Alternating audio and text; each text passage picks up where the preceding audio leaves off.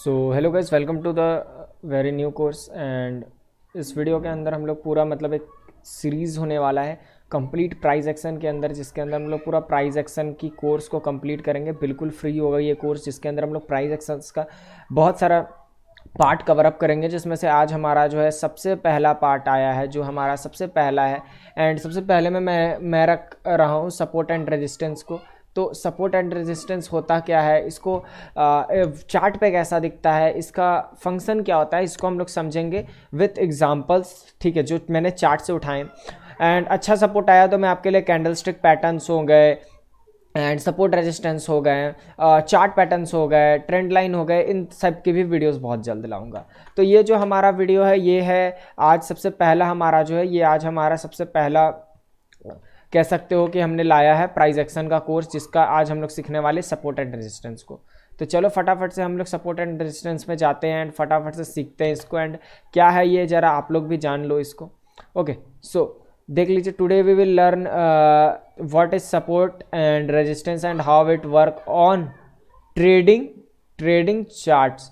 Trading charts के अंदर हम लोग सीखने वाले हैं। ठीक है, हम लोग ऐसा नहीं कि बस एक यहाँ पर आएँ और इस तरह का एक लाइन बना दिए और बोल दिए कि देखो दोस्तों ये है रेजिस्टेंस, ये है सपोर्ट। हम लोग इसको लाइव चार्ट में देखेंगे। ठीक है, चार्ट में देखेंगे और ये देखेंगे कि ये मेनली चार्ट पे किस टाइप से वर्क करता है। ठीक है, चार्ट पे हम लोग इसको देखेंगे, जो रियल चार्ट होता है कैंडलस्टिक चार्ट, उसके अंदर हम लोग देखेंगे कि ये सपोर्ट रेजिस्टेंस कैसे होता है एंड ये किस तरह से वर्क करता है। तो चलिए फटाफट से हम लोग इसको चलते हैं। एंड ये देख लीजिए, यहाँ पर हमारा नीचे लिखा हुआ है प्राइस एक्शन का, ये जो है हमारा सबसे पहला कोर्स है।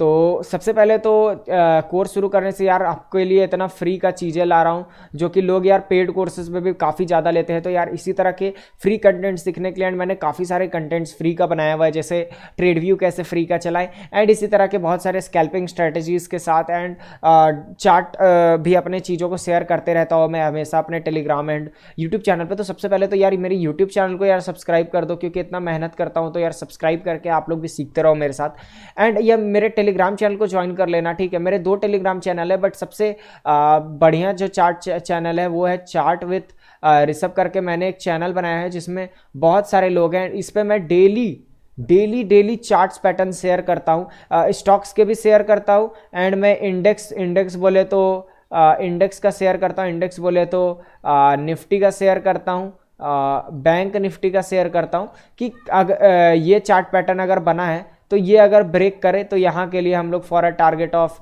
इतना, मतलब मैं चार्ट पैटर्न बनाकर भेजता हूँ एंड बोलता हूँ अगर ये ब्रेक करे तो आप यहाँ के लिए ऐसा ट्रेड ले सकते हो करके। तो काफ़ी अच्छा है, मैं इस तरह से चार्ट पैटर्न्स बना देता हूँ कुछ इस तरह से, एंड बोल देता हूँ कि अगर यहाँ इस पॉइंट को ब्रेक किया तो फॉर अ टारगेट ऑफ आप यहाँ के लिए ले सकते हो। तो इस तरह से करके मैं उसके अंदर डालता हूँ। तो आप उसको बहुत ज्वाइन कर लो, आपका काफ़ी काम आएगा वो। ओके, तो चलो सबसे पहले हम लोग समझते हैं ये सपोर्ट रेजिस्टेंस होता क्या है। देखिए सबसे पहले क्या होता है, when a stock get rejected और face difficulties going through a price level, that's called support और रेजिस्टेंस। ठीक है, अगर कोई स्टॉक है, ठीक है, कोई स्टॉक है जो रिजेक्शन ले रहा है, ठीक है, और बहुत डिफिकल्टी फेस कर रहा है, ठीक है, through a certain price level, एक प्राइस लेवल से बहुत ज़्यादा वो डिफिकल्टी फेस कर रहा है। यहाँ लिखा हुआ है सर्टेन प्राइस लेवल, एक प्राइस लेवल है।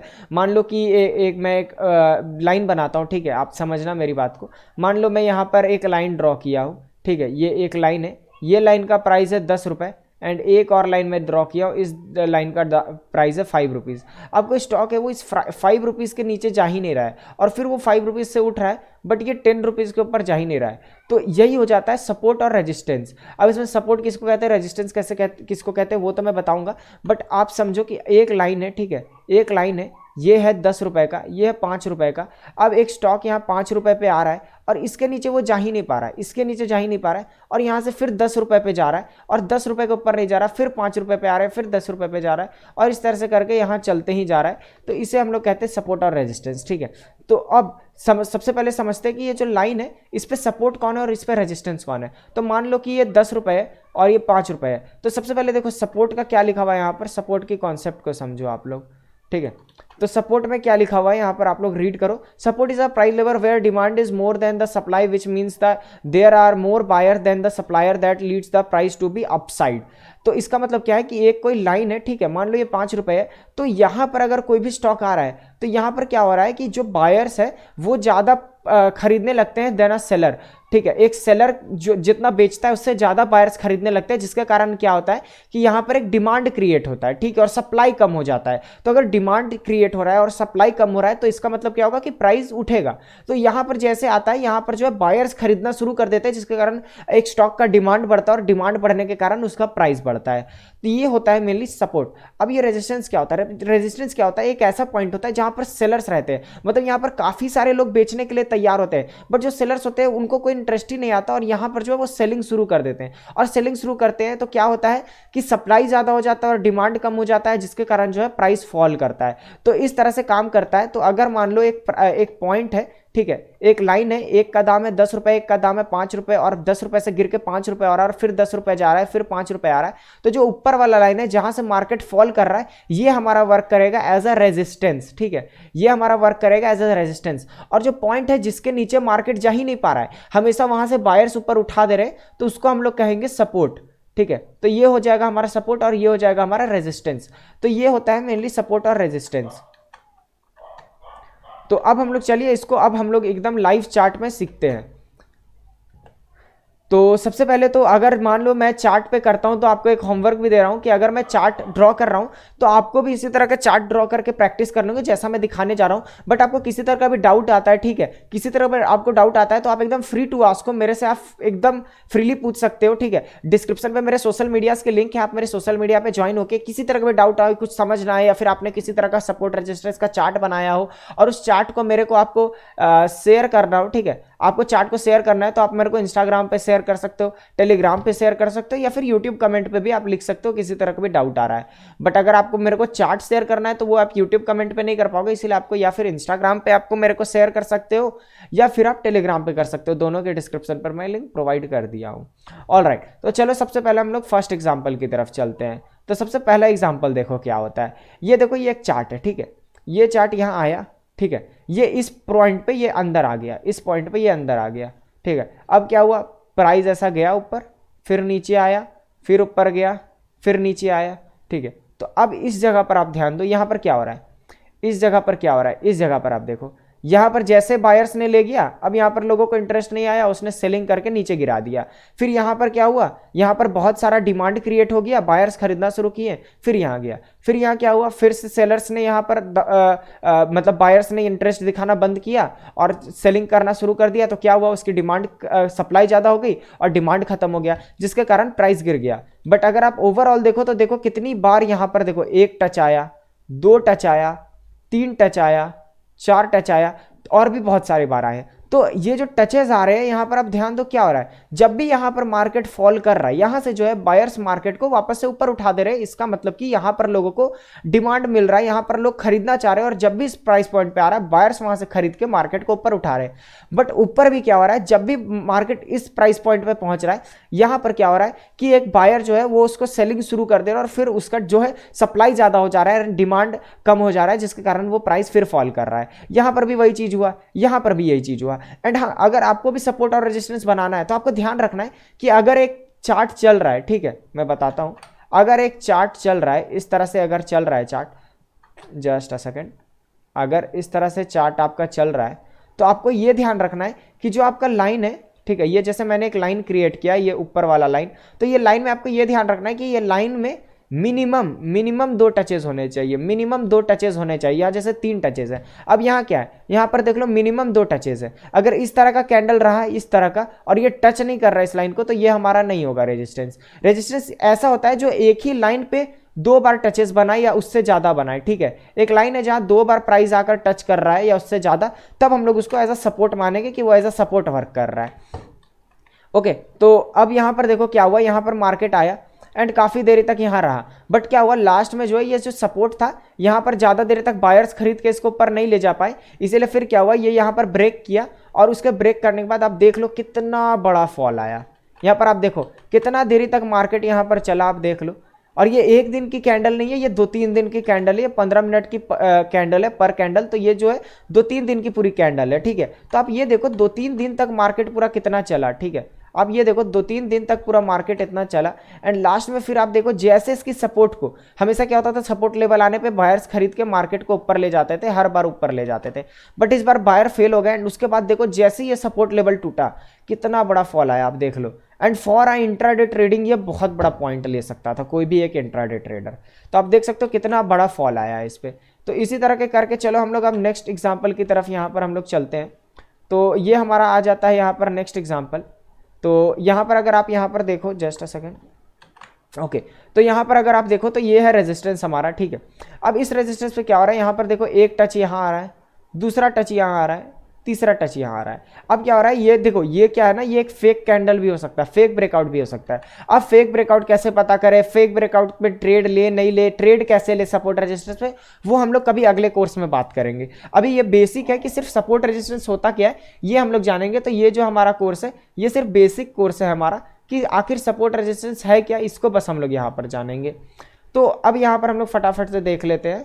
तो यहाँ पर अगर आप देखो तो क्या हो रहा है, पहला टच, दूसरा तीसरा टच, दो बार टच हुए हैं, एंड ये हो गया तीसरा टच। तो यहाँ पर आप देख लो कितने 3 टचेस आए, और मेरा क्या था, मिनिमम 2 टचेस आने चाहिए थे, मिनिमम मेरा 2 टच आना चाहिए था। तो ये तो यहाँ हमारा रेजिस्टेंस बन गया है। बट अगर आप सपोर्ट साइड देखो तो एक बार यहाँ पर इसने लिया, एक बार यहाँ इसने लिया, एक बार यहाँ इसने लिया, और एक बार यहाँ इसने लिया। तो यहाँ पर भी देखो इसने 4 इजीली टचेस बना दिए हैं। तो ये अब हमारा एक्ट कर रहा है एज अ सपोर्ट रेजिस्टेंस। और अगर आप इसको ऐसा देखो तो देखो यहाँ आ रहा है, फिर यहाँ आ रहा है, फिर यहाँ आ रहा है, फिर यहाँ आ रहा है, और यहाँ जाके फिर यहाँ आ रहा है। बट अब फाइनली क्या हुआ, बहुत देर तक बायर सेलर्स के बीच में फाइट चला। मार्केट यहाँ आता था तो बायर्स खरीद के ऊपर ले जाते थे, फिर यहाँ आता था तो सेलर्स बेच बेच के यहाँ लेते आते थे, फिर बायर्स खरीदते थे, फिर सेलर्स यहाँ से सेल करते थे, फिर बायर्स खरीदते थे, फिर सेलर्स सेल्स करते थे। बहुत देर तक फाइट चला, लास्ट में इस सपोर्ट को ब्रेक किया, मतलब सेलर्स ने एकदम प्रेशर बना दिया यहाँ पर। और प्रेशर बनने के बाद आप देख सकते हो एक बार मार्केट नीचे फॉल किया, देखो एक बार मार्केट नीचे फॉल किया, और एक बार मार्केट है पुल बैक लिया। बहुत बार मार्केट पुल बैक लेता है, जिसको अपन लोग कहते हैं सपोर्ट बिकम रेजिस्टेंस। ये क्या है हम लोग आगे बात करेंगे, बट आप देख लो क्या हुआ, मार्केट फॉल किया, यहाँ पर देखो उसने एक बार रीटेस्ट लिया, ठीक है, यहाँ एक बार इसने यही लाइन को रीटेस्ट लिया, एंड उसके बाद फिर आप देख लो कितना बड़ा फॉल आया। और अगर आप ट्रेड भी लेते तो आपका नहीं तो नहीं एसएल यहाँ होता, ठीक है, एसएल समथिंग अबाउट यहाँ होता। बट आप कहोगे सर ये वाला तो एसएल हिट करा दिया, बट यार ये सब एंट्री यहाँ लेना हमारा इंपॉर्टेंट था नहीं था, यहाँ एंट्री लेना चाहिए था नहीं, ये सब आगे बात करेंगे भाई। तो अभी आप लोगों को ये ध्यान नहीं देना है, आपको बस इतना समझना है कि अगर हमारा एसएल यहाँ पर भी होता और ये कैंडल अगर नहीं बनता तो भी आप देखो मार्केट फॉल करने के बाद, रीटेस्ट करने के बाद देखो कितना नीचे फॉल किया है। मेनली मार्केट रीटेस्ट ये लेता है कि अगर मान लो आपने यहाँ एंट्री लिया है, हल्का थोड़ा देर तक मार्केट ने यहाँ तक का आपको प्रॉफिट दिखाया, बट वो देखना चाह रहा है आपको कि क्या वो पुल बैक ले रहा है, तो आपको उस पुल बैक को सहने की ताकत है क्या, इतना देर तक मार्केट ऊपर जाके यहाँ जो रह रहा है, क्या इतना देर तक आपके अंदर पेशेंस है कि आप ट्रेड को होल्ड कर सकते हो। तो ये सब चीजें टेस्ट करता है, और जब आप इस टेस्ट में पास हो जाते हो, आप पुल बैक को भी सह लेते हो, तो उसके बाद देखो कितना अच्छा रिवॉर्ड आता है, और देखो कितना नीचे तक गया है, कितना नीचे तक इजीली गया है ये टारगेट। ऑल राइट, वैसे अगर आप अच्छे से देखो तो अगर आपका कोई टारगेट सेट रहता है तो हमारा टारगेट नहीं तो नहीं यहाँ तक का भी होता तो आराम से हमारा टारगेट जो है हिट हो जाता। बट ये टारगेट, स्टॉप लॉस, ये सब हम लोग आगे समझेंगे। तो आपको जो लोग नए लोग हैं उनको टेंशन लेने का जरूरत नहीं कि ये टारगेट वारगेट क्या बोल रहा है करके। ऑल राइट तो अब चलो हम लोग बात करते हैं एग्जाम्पल 3 के बारे में। तो एग्जाम्पल 3 में आप लोग देखो क्या हो रहा है, मार्केट आया, यहाँ देखो कैसे एक ही प्राइस पॉइंट पे यहाँ नाच रहा है, ठीक है, यहाँ पर 1 touch, 2 touch, 3 touch, 4 touch, 4 touches हमारे हुए, तो ये रेजिस्टेंस बन गया। 1 टच, 2 टच, 3 टच, 4 टच, यहाँ पर भी 4 टच बना और ये हमारा सपोर्ट हो गया। तो यहाँ पर क्या हो रहा है, मार्केट जब भी यहाँ पर आ रहा है, इस जगह पर आ रहा है तो सेलर सेल कर रहे हैं, यहाँ आ रहा है सेल कर रहे हैं, यहाँ आ रहा है सेल कर रहे हैं, यहाँ आ रहा है सेल कर रहे हैं। एंड यहाँ क्या हो रहा है, जब भी यहाँ आ रहा है बाई कर रहे हैं, जब भी यहाँ आ रहा है बाई कर रहे हैं, जब भी यहाँ आ रहा है बाई कर रहे हैं, जब भी यहाँ आ रहा है बाई कर रहे हैं। अब अगर हम लोग रिसेंट, अगर हम लोग लास्ट 2 जो मैंने आपको एग्जाम्पल्स बताए थे, अगर आप उस एग्जाम्पल को देखो तो इस एग्जाम्पल के क्या हो रहा है, हमेशा जो है नीचे गिर रहा है, हमेशा सपोर्ट को ब्रेक कर रहा है। अगर आप इसमें भी ध्यान दो, अगर आप एग्जाम्पल 2 में भी ध्यान दो तो उसमें भी क्या हो रहा है, यहाँ पर हम इसमें भी सपोर्ट को ब्रेक करके नीचे फॉल कर रहा है। बट अब 3rd केस में आपका क्या हो रहा है कि यहाँ पर जो मार्केट है वो अब ऊपर की तरफ ब्रेक किया है। क्या हुआ है यहाँ पर, अब क्या हुआ है, ये एक बहुत अच्छे कैंडल के साथ इसने एक ब्रेकआउट दिया, एंड उस ब्रेकआउट देने के बाद ये जितने भी रेजिस्टेंस के लेवल थे ये जितने भी रेजिस्टेंस हैं जहां पर बायर्स बहुत स्ट्रगल कर रहे थे इसको ब्रेक करने के लिए, उसको इस ग्रीन कैंडल ने काफी अच्छी तरह से ब्रेक किया। एंड उसके बाद फिर आप देखो कि एकदम ऊपर चलता ही चला गया। ऊपर देख लो कितना ऊपर तक आराम से इजीली चला गया। हमारा इतना ऊपर भी जाए तो भी काफी अच्छा हमें पॉइंट मिल गया। 1860 से लेके 1940 बोले तो नहीं हमें इजीली 80 पॉइंट्स का टारगेट मिल गया। और इंट्राडे में 80 पॉइंट्स का टारगेट बहुत बड़ा टारगेट होता है। तो इस तरह से आप देख लो कि ऐसा नहीं सपोर्ट ही ब्रेक करता है, बहुत केसेस में रेजिस्टेंस भी ब्रेक करते हैं। अब हम लोग अगला एग्जांपल बात करते हैं। तो इसमें भी देखो क्या हुआ, एक लाइन था जहां पर यहाँ पर बायर स्ट्रगल कर रहे थे, यहाँ पर सेलर स्ट्रगल कर रहे थे। यहाँ देखो एक टच लगा, दो टच लगा, तीन टच लगा। यहाँ पर भी देखो एक टच लगा, दो टच लगा। अब यहाँ पर क्या हो रहा है कि यहाँ देखो क्या हुआ, यहाँ पर ऊपर गया, बायर्स ने नीचे ढकेला, फिर ऊपर गया, फिर बायर्स ने नीचे ढकेला, सेलर्स ने फिर ऊपर ढकेला, बायर्स ने ऊपर ढकेला, सेलर्स ने नीचे लाया, फिर बायर्स ने ऊपर ढकेला, फिर सेलर्स ने नीचे लाया। बट अब क्या हुआ, अब बोल दिया बायर्स ने कि भाई तेरा हो गया बहुत ज़्यादा फाइट, ठीक है। उसके बाद अगर आप यहाँ देखो तो एक ट्रेंड लाइन भी बना है यहाँ पर। आप लोग को अभी ये सब ज़्यादा अच्छे से नहीं समझना है, बट आप ध्यान दो तो यहाँ पर क्या हो रहा है, ये हमेशा देख लो ऊपर ऊपर जाते जा रहा है, ठीक है। ये नीचे यहाँ पर सपोर्ट को टच ही नहीं कर रहा है। धीरे धीरे बायर्स जो है वो नीचे आ ही नहीं रहे, वो धीरे धीरे ऊपर जा रहे हैं। जो लोग ये छोटे छोटे चीज़ें कैच कर लेते हैं वो काफ़ी अच्छे से मतलब कि उनको फिर इन फ्यूचर दिक्कत नहीं आता है, ठीक है। तो ये चीज़ें हैं। तो यहाँ पर अगर प्राइस एक्शन ट्रेडर पकड़ लिए होंगे कि यहाँ पर देख लो धीरे धीरे ऊपर जा रहा है, यहाँ सपोर्ट तो यार आ ही नहीं रहा।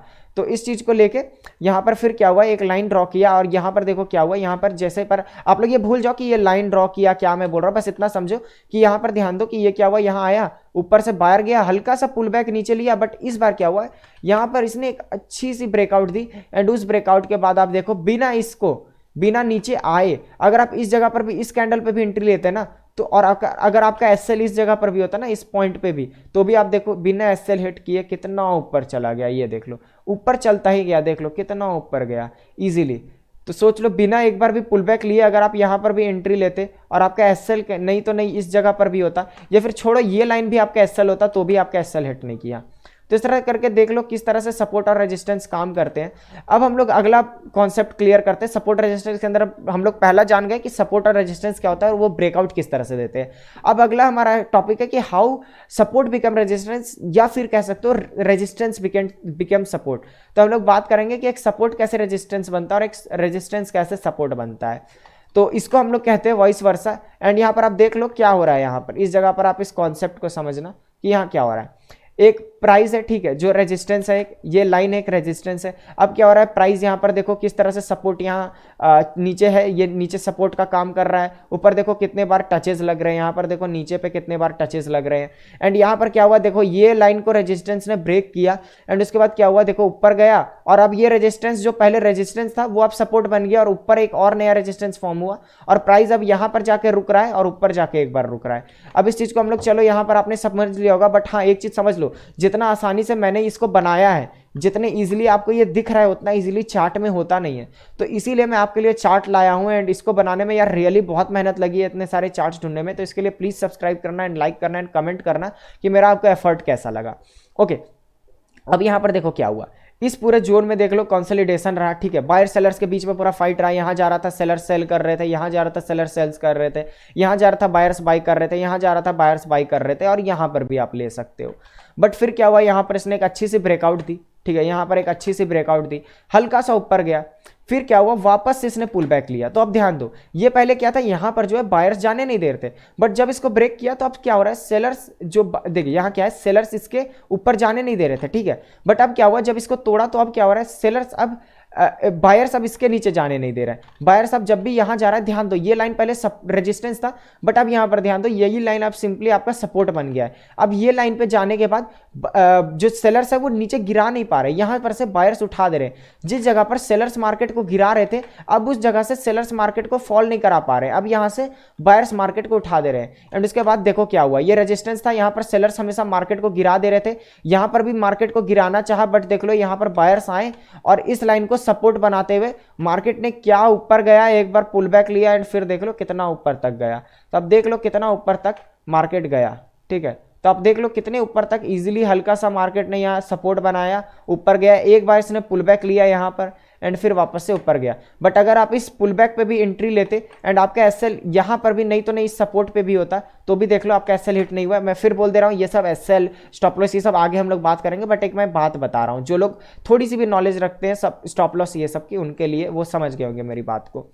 तो अब हम लोग चलते हैं एग्जाम्पल 2 की तरफ एंड देख लो यार ये सब चार्ट्स आपको दिखने में बहुत इजी लग रहा होगा, बट यार मेरे को ढूंढने में काफ़ी मेहनत लगता है ये सबको। अब यहाँ पर भी क्या हुआ, ये जो यार इसको समझना थोड़ा टफ होगा, अच्छे से समझना। यहाँ पर क्या हुआ, ये एक कंसोलिडेशन जोन था, ठीक है। यहाँ पर क्या हुआ, मार्केट पूरा बायर सेलर्स के बीच में फाइट चला। यहाँ पर पहला पॉइंट टच किया, दूसरा टच किया, तीसरा टच किया, चौथा टच किया। यहाँ पर जब भी जा रहा था सेलर्स मार्केट को नीचे गिरा दे रहे थे। यहाँ पर क्या हुआ, यहाँ मार्केट जा रहा था तो बायर्स खरीद के ऊपर उठा दिए, यहाँ जा रहा था बायर्स खरीद के ऊपर उठा दिए, ठीक है। बट क्या हुआ, यहाँ पर जो एक अच्छा ब्रेकआउट आया एंड ये जो ब्रेकआउट है ये अगले दिन आया, यहाँ पर ही मार्केट खत्म हो गया था। ये जो प्राइस पॉइंट था मार्केट यहीं पर खत्म हो गया था। बट अगला दिन जब मार्केट इस लेवल पे खुला, यहाँ पर खुला, उसके बाद ये हल्का सा पुल बैक लिया, उसके बाद ये यहाँ पर ऊपर की तरफ अच्छा गया। बट जिन लोगों को हल्की सी भी ट्रेडिंग की नॉलेज होगा उनको गैप की थ्योरी पता होगा, सॉरी। तो गैप की थ्योरी में क्या होता है ना, जो गैप्स होती है उसको मार्केट फिल करने आता ही आता है, क्यों ना वो 10 साल बाद ही आए। बट अगर मार्केट ने किसी तरह का भी गैप दिया है तो उस गैप को वो जरूर फिल करने आएगा। और वो गैप थी हमारी ये वाली एरिया, ये वाली जो एरिया थी ये हमारी गैप थी जिसको मार्केट ने अभी तक फिल करने नहीं आया था। तो ये वाली जो गैप थी इसको मार्केट को करना था फिल। उसके लिए हमें पता था कि एक बार पुल बैक लेगा। अगर जो प्राइस एक्शन ट्रेडर है उसे पता था कि भाई ये पुल मतलब इसको भरने के लिए आएगा। बट अभी हमारा ये कॉन्सेप्ट नहीं, हमारा बस ये कॉन्सेप्ट है कि सपोर्ट लिया। उसके बाद क्या हुआ, ये ब्रेक किया, अच्छा सा ऊपर आया, एक बार मार्केट ने वापस नीचे आया, ठीक है। वापस नीचे आने के बाद आप देख लो अभी तक इसने मेरे सपोर्ट को टच किया नहीं है, यहाँ पर हल्की सी गैप है भाई, ठीक है। जिसको मानना है वो मान सकते हैं सपोर्ट ले लिया, बट मेरे हिसाब से तो नहीं हुआ है क्योंकि देखो यहाँ पर हल्की सी टचेस बची हुई थी। फिर हल्का सा ऊपर गया एंड इस बार क्या हुआ, इसने जो है रेजिस्टेंस को, ठीक है, जहां पर सेलर्स हमेशा मार्केट को गिराते थे अब वहां क्या हो रहा है, फिर से सेलर्स मार्केट को गिराने का ट्राई करते, बट इस बार यहां पर आ गए बायर्स और बोले कि अब इससे नीचे तो मैं गिराने नहीं दूंगा एंड उसके बाद उसको उठा दिए ऊपर। और इसके साथ साथ क्या हुआ, ये जो गैप था ये भी गैप इसने पूरा फिल कर डाला, यहाँ की गैप, और इसने भी किया था बट हल्की सी जो है बच गई थी जिसको इसने पूरा कर दिया। एंड उसके बाद फिर क्या हुआ देख लो, फिर क्या हुआ, उसके बाद तो यार आसमान की ऊंचाई छूने लगा। तो इस तरह से करके देख लो यार किस तरह से एक बार इसने, और ये समझने के लिए और जिसको इसने ट्रेड लिया उसको पेशेंस रखना बहुत जरूरी होगा और बहुत अच्छे से समझना होगा कि यार क्या ये सपोर्ट है या ये सपोर्ट है। तो ये सब चीज़ें एक्सपीरियंस से मिलते हैं एंड बहुत सारे अच्छी लर्निंग्स के साथ जो आप मेरे चैनल को सब्सक्राइब करके ले सकते हो। तो यार फिर से बोल रहा हूँ सब्सक्राइब करना। ओके, नाउ चलते हैं थर्ड एग्जाम्पल की तरफ। मैं हर टॉपिक का 4 एग्जाम्पल्स लाता हूं, ठीक है। अगला भी जितने लेक्चर्स रहेगा सबका 4 एग्जाम्पल्स लाऊंगा। तो एग्जाम्पल्स मेरे को ज़्यादा लाना चाहिए कम लाना चाहिए, आप लोग प्लीज़ कमेंट पे बताना।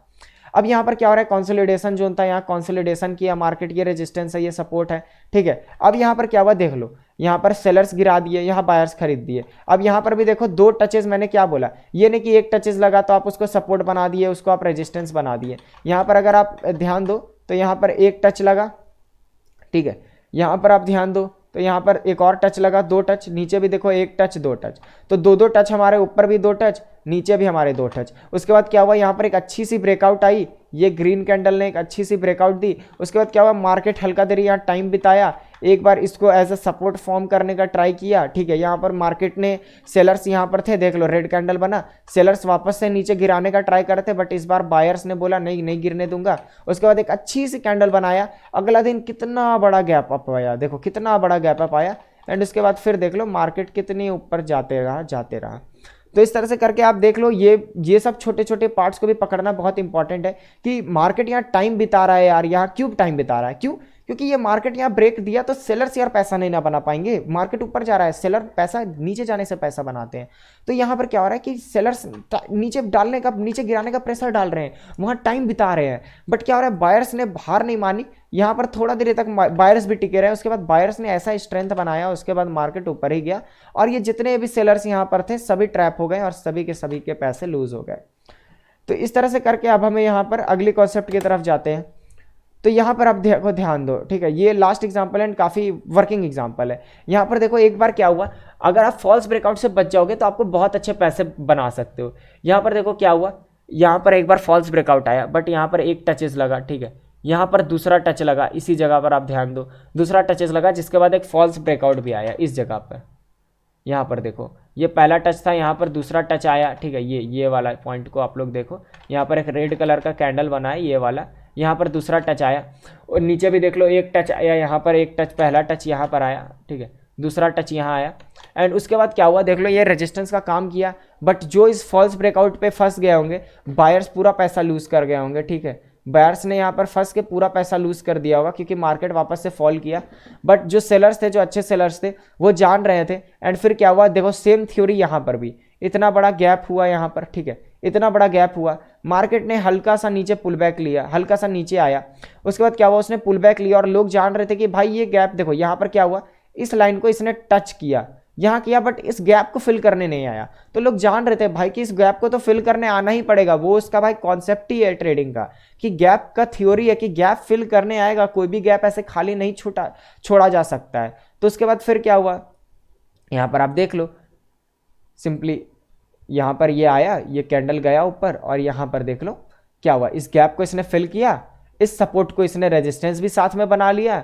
एंड उसके बाद भाई, उसके बाद आप लोग देखो क्या ही बड़े फॉल आया, ये देख लो आपके सामने है। और ये शायद बैंक निफ्टी या निफ्टी का ही है, आई थिंक निफ्टी का ही है, और ये ज़्यादा दिन पुराना नहीं है, आज से 1 मंथ पहले का ही होगा निफ्टी का। और आप देख लो फिर कितना बड़ा फॉल आया। अब बहुत सारे लोगों को हो सकता है न्यूज़ के चलते भी फॉल आया होगा, या फिर कुछ अपना मैटर होगा, या फिर अगर जिन्होंने ये पकड़ा होगा तो यहाँ पर देख लो एक लाइन भी क्रिएट हो रहा है, जिनको नहीं पकड़ में आ रहा है यहाँ देख लो एक लाइन क्रिएट हो रहा है, इस लाइन को भी इसने अच्छे तरह से ब्रेक दिया, या फिर आप इसको एक और कह सकते हो, इसके बारे में भी हम लोग बात करेंगे कि यहाँ पर देख लो इस तरह का एक लाइन आप लोग बना सकते थे। एंड इस लाइन को इसने ब्रेक किया, उसके बाद बहुत अच्छा एंट्री हो सकता था और ये हमारा एसएल हो सकता था इस जगह। बट आप यहाँ पर समझो कि क्या हुआ, इस पर भी सेम वही कॉन्सेप्ट हुआ कि ये जो गैप था, इस गैप को भी इसने ये वाले एरिया ने पूरा फिल किया, और यहाँ पर सपोर्ट था, यहाँ पर मतलब क्या हुआ, सेलर्स ने इसको नीचे लाया, उसके बाद बायर्स बोले कि नहीं यार हमको ऊपर जाना है, हमको ऊपर जाके पैसा कमाना है, बट यहाँ पर फिर सेलर्स आ गए और बोले नहीं हमें तो पूरा दम भर बेचना है। और उसके बाद ऐसा सेलिंग शुरू किया उन्होंने, ऐसा सेलिंग किया कि आप मार्केट का फॉल देख लो भाई, आप समझ रहे हो, इतनी बड़ी बड़ी गैप। जो पुट पे यहीं पर समझ गए होंगे, यहीं पर चीज़ों को समझ गए होंगे, वो सोचो यहाँ पर भी अगर पुट लेके बैठे होंगे, इस जगह पर भी पुट लेके बैठे होंगे, तो फिर समझ लो उन्होंने कितना पैसा बना डाला। एंड अगर आप ये वाला भी जो गैप देख रहे हो, इस गैप को भी निफ्टी ने बाद में फिल किया था, ये गैप की थ्योरी हम लोग आगे कंप्लीट करेंगे, बट इस गैप को भी उसको फिल करना पड़ेगा। ऐसा नहीं कि ये भले कितना भी गैप अप डाउन हो जाए, ये वापस से एक बार ऊपर उठेगा और ये पूरे गैप को फिल करेगा वो। तो इस तरह की पूरी वीडियो थी।